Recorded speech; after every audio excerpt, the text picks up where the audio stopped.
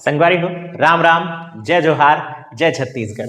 और नाम शेखर है। मैं नॉलेज हब कोचिंग संचालित करता हूँ रायगढ़ छत्तीसगढ़ में, आपके अपन प्रदेश छत्तीसगढ़ में। संगवारी हो, आज आज जो है दिसंबर के 23वां दिन और आज के समाचार आप मन के सम्मुख लेकर के मैं हाजिर हुई हूँ। 7 ठी समाचार है, कम झन समझिया, काबर की जितना समाचार है हर एक समाचार के अपन महत्व है और ओह प्रश्न बने के बिल्कुल लायक है, तेकरे बे में शामिल करेंगे। तो हिंदी में आत हूं और आज के समाचार ला शुरू करत हूं। पहला समाचार, चकरभाठा एयरपोर्ट। चकरभाठा एयरपोर्ट बिलासपुर में है, जो अब बन करके फाइनली तैयार हो गया। इस पूरे साल इसको लेकर पशोपेश की स्थिति बनी रही कि ये तैयार हो भी पाएगा या नहीं। निगम और जो एयरपोर्ट अथॉरिटी थी, इनके बीच काफी लंबा विवाद खिंच गया था। फाइनली सब चीजें सॉल्व हुई और ये एयरपोर्ट अब बन करके तैयार है। इसका रनवे तैयार कर लिया गया है और इसे लाइसेंस मिला है 3C कैटेगरी का, यानी कम से कम 72 सीटर विमान यहां उड़ान भर सकेगा। 3C कैटेगरी के लाइसेंस वाले क्षेत्र पर ऐसा संभव है। दूसरी अगर हम बात करें तो हमारे यहाँ कुछ और एयरपोर्ट हैं, जैसे दरिमा एयरपोर्ट जो अभी निर्माणाधीन है, जो अंबिकापुर का आप जान ही रहे हैं, वो 2C कैटेगरी में उसे लाइसेंस प्राप्त हो गया है। और हमारे पास एक जगदलपुर का हवाई अड्डा है, वो भी 3C कैटेगरी में आ चुका है। इसके अलावा अगर हम रायपुर वाला देखें तो वो तो राष्ट्रीय स्तर का हवाई अड्डा है, तो उसमें कोई भी उसको दिक्कत नहीं है, वो राष्ट्रीय स्तर का हवाई अड्डा और जल्द ही अंतरराष्ट्रीय बनने वाला है।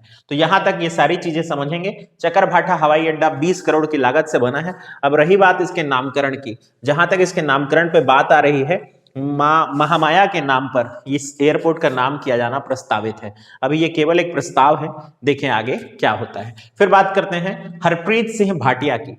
हरप्रीत सिंह भाटिया खिलाड़ी हैं, क्रिकेट खेलते हैं और न सिर्फ क्रिकेट खेलते हैं बल्कि अच्छा खेलते हैं, इसलिए वह छत्तीसगढ़ की क्रिकेट टीम में शामिल हुए और अब कप्तान भी हैं। तो छत्तीसगढ़ के क्रिकेट टीम के कप्तान हरप्रीत सिंह भाटिया ये नेतृत्व करेंगे छत्तीसगढ़ की टीम का एक बहुत महत्वपूर्ण स्पर्धा के लिए।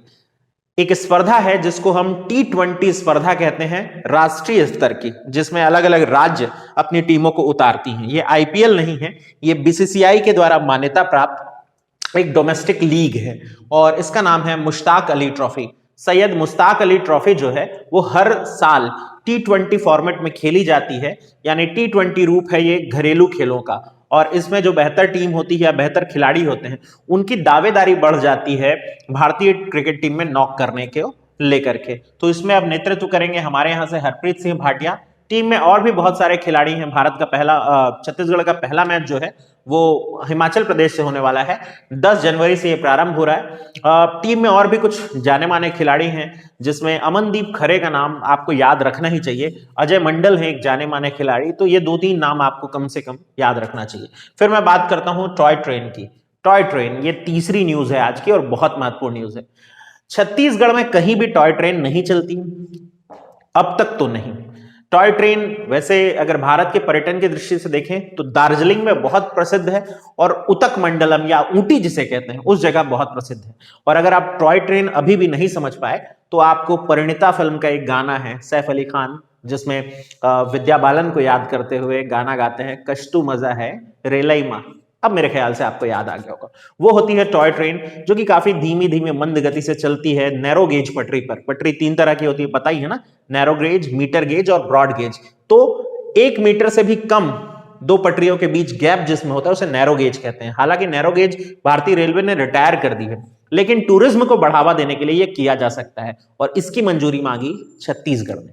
छत्तीसगढ़ ने इसकी मंजूरी मांगी डोंगरगढ़ में और वहां टॉय ट्रेन शुरू होने को मंजूरी मिल भी गई है। ऐसा माना जा रहा है कि मां बमलेश्वरी देवी के मंदिर वाले हिस्से से लेकर प्रज्ञागिरी पहाड़ी, जो कि एक बौद्ध पर्यटन स्थल है, बमलेश्वरी देवी का मंदिर अपने आप में एक पर्यटन स्थल, एक प्रज्ञागिरी की पहाड़ी जो कि पर्यटन स्थल, इन दोनों के बीच उस टॉय ट्रेन को चलाया जाएगा। ऐसा क्यों किया जा रहा है, अब ये समझते हैं। इस टॉय ट्रेन को चलाने के पीछे का जो कारण है वो है पर्यटकों को आकर्षित करना, पर्यटन को बढ़ावा देना। अब आप बोलेंगे कि पर्यटक इतना आकर्षित करने की क्या जरूरत है, तो मैं आपको बता दूं, डोंगरगढ़ भारत सरकार की एक बेहद महत्वपूर्ण योजना का हिस्सा बना हुआ है। योजना का नाम है प्रसाद योजना। प्रसाद योजना ऐसे सभी आध्यात्मिक स्थल जिनका कोई ना कोई गहरा महत्व रहा है भारत के आध्यात्म से, संस्कृति से, उसको और बेहतर उस स्थान को डेवलप करने की एक योजना है। और इस योजना में 13 जगह चुनी गई है। शुरुआत में 12 थी और 13वीं जगह के रूप में हमारा डोंगरगढ़ भी चयनित हुआ। और पूरे भारत में से सिर्फ छत्तीसगढ़ से सिर्फ यही एक स्थल है जो शामिल हुआ है। प्रसाद योजना का फुल फॉर्म जो होता है वो pilgrims regeneration and spiritual augmented drive, ये है प्रसाद योजना का फुल फॉर्म। तो पिलग्रिम्स धार्मिक स्थलों को कहते हैं, उनके रिजनरेशन यानी कि उनके फिर से पुनरुद्धार को लेकर के ये योजना बनाई गई है। और भाई अगर इतनी बड़ी योजना चल रही है जहां हम देश भर के पर्यटक आकर्षित कराना चाह रहे हैं, तो एक टॉय ट्रेन चले तो क्या ही गलत है। तो 3 न्यूज हो गई और मेरे ख्याल से तीनों न्यूज आपको काम की लगी होगी। अब आते हैं चौथे समाचार पर। चौथा समाचार है आमचो पुलिस आमचो संगी अभियान। ये हल्बी भाषा का एक शब्द है आमचो, या ये वाक्य ही पूरा हल्बी भाषा का वाक्य है। आमचो पुलिस और आमचो संगी। संगी तो आप समझ गए होंगे, साथी। आमचो यानी मेरा होता है, पुलिस तो आप समझते हैं। तो मेरी पुलिस मेरी साथी अभियान ये कोंडागांव पुलिस द्वारा शुरू किया गया। माकड़ी जो कोंडागांव का एक बहुत महत्वपूर्ण स्थान है, वहां से इसे प्रारंभ किया गया। इसका उद्देश्य क्या है अब ये समझते हैं। महिलाओं के प्रति होने वाले अपराधों में त्वरित कार्यवाही को लेकर यह अभियान शुरू किया गया है। एक हेल्पलाइन नंबर जारी किया गया है जो पूरी तरह से टोल फ्री है, जिस पर कॉल करने पर कोई भी शुल्क नहीं लगेगा। हाँ, वो कोरोना वाली रिंग जो है वो लंबी नहीं बजनी चाहिए, वरना पता चल रहा है इधर महिला प्रताड़ित हो रही है, वो बेचारी कॉल लगा रही है और अमिताभ बच्चन साहब बोल रहे हैं कि जब तक वैक्सीन नहीं आएगी तब तक हाँ ढिलाई नहीं, ऐसा कुछ है ना, जब तक दवाई नहीं तब तक, हाँ ऐसा कुछ समथिंग। तो वो सब नहीं होना चाहिए। कहने का मतलब ये है कि टोल फ्री नंबर पर तुरंत कॉल लगे और कॉल लगते ही महिला को सहायता प्राप्त हो जाए। ये इस योजना का उद्देश्य है।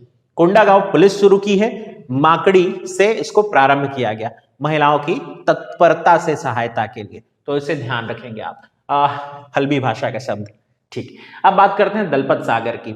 दलपत सागर जगदलपुर में मौजूद है और छत्तीसगढ़ में मानव के द्वारा निर्मित सबसे बड़ी झील या सबसे बड़ा निर्मित तालाब माना जाता है। झील का दर्जा प्राप्त है, जब तालाब बहुत ज्यादा बड़ा होता है तो उसे झील का दर्जा प्राप्त हो जाता है। झील यानी चारों तरफ से भूस्थल से गिरी हुई जल राशि को झील कहते हैं। वो संरचना बड़ी होनी चाहिए तालाब से, तो ये काफी बड़ी संरचना है। और कहीं आपको शायद ये फैक्ट ना मिले, मैं बता देता हूँ, 350 हेक्टेयर पर फैला हुआ है। ये काफी बड़ा सा, लगभग 400 साल पुराना माना जाता है। काकती वंश के एक बड़े फेमस राजा हुए दलपत देव, उनके द्वारा इसको बनवाया गया था जल आपूर्ति की सुविधा और जल निस्तारी के चीजों को ध्यान में रख करके, उस इरादे को ध्यान में रख करके। तो अब यहां जीर्णोद्धार करने का प्रयास किया जा रहा है, इसका पुनरुद्धार करने का प्रयास किया जा रहा है। बहुत सारी जलकुंभी यहां हो गई थी, अभी उसे हटाने के लिए मशीन वगैरह आई है, तो आप न्यूज देखे ही होंगे। अब वर्तमान में हो ये रहा है कि यहाँ दलपत देव की प्रतिमा भी लगेगी, साथ ही साथ एक कॉम्प्लेक्स भी बनाया जाएगा जहां लोग जब घूमने आए तो वहां उनको तरह तरह की चीजें प्राप्त हो सकें। तो भाई इसका पुनरुद्धार हो रहा है दलपत सागर का, शायद पर्यटन को बढ़ावा मिले। इसके बाद महामाया पहाड़ की बात होगी। तो भाई छत्तीसगढ़ पीएससी की बहुत आदत रही है कि वो नए नए जगहों पर ज्यादातर क्वेश्चन बनाता है। अचानक से महामाया पहाड़ कहाँ, इस तरह का क्वेश्चन आ सकता है। आपको लगेगा बिलासपुर में है, क्योंकि महामाया मंदिर तो वही है, और वहां आप गलत कर जाएंगे। अंबिकापुर में भी मौजूद है महामाया मंदिर, और वहीं को ध्यान में रख करके महामाया पहाड़ को डेवलप किया जा रहा है ऑक्सी जोन परिसर के रूप में, या ऑक्सी पार्क के रूप में इसको डेवलप किया जा रहा है। मुख्यमंत्री इसके अनाउंसमेंट ऑलरेडी कर चुके हैं, इस पर काम शुरू हो गया है। लगभग 15 हेक्टेयर क्षेत्र में इसको विकसित किया जा रहा है। और ये एक ऐसा पहाड़ी क्षेत्र है जिसकी ऊंचाई से आप पूरे अंबिकापुर को देख सकते हैं। यहाँ रेस्ट हाउस से लेकर के बौद्धिस्ट पैगोडा जैसी आकृति, ऐसे बहुत सारी और आकृतियां बनाई जा रही हैं, और ये एक अच्छे पर्यटन स्थल के रूप में डेवलप होने की तरफ बढ़ निकला है। अब आते हैं आज के आखिरी समाचार, जो कि बड़ा रोचक लगा।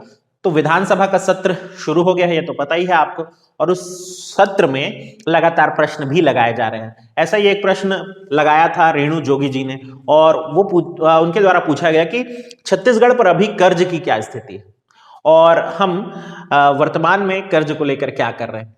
क्या कर रहे हैं इसका जवाब तो बहुत साफ नहीं आया, लेकिन कर्ज की स्थिति जरूर साफ हुई, और बताया गया कि वर्तमान में छत्तीसगढ़ राज्य पर दिसंबर 2020 की स्थिति में 66,968 यानी 66,968 करोड़ रुपए का कर्ज है। 66,968 करोड़ रुपए का कर्ज हमारे राज्य पर अब तक लादा जा चुका है। अब इस पर मैं आगे एक पॉइंट बता रहा हूं। छत्तीसगढ़ राज्य सरकार एक विधेयक भी ला रही है इसी सत्र में। उस विधेयक का उद्देश्य है कि कर्ज की सीमा को हम बढ़ाएं। आमतौर पर छत्तीसगढ़ राज्य के लिए बजट के कुल 3% तक का ही कर्ज लिया जा सकने की बाध्यता है। इसे बढ़ाकर 5% किया जाए, यानी बजट का आकार मान लीजिए 100 रुपए है तो 5 रुपए तक कर्ज मिल सके।